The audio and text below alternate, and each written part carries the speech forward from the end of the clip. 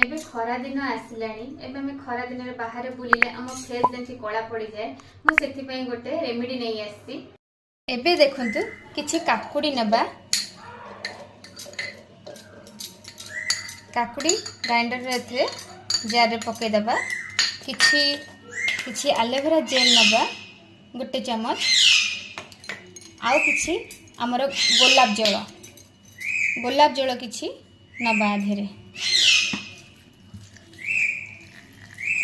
ताकू एबे आमे ग्राइंडर कर दबा।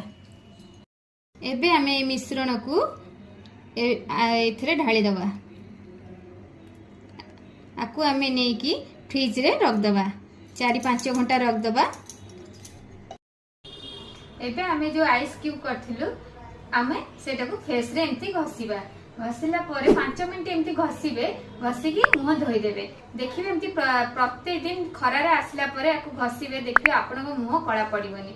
भल लागिले लाइक फॉलो करिवे। Thank you.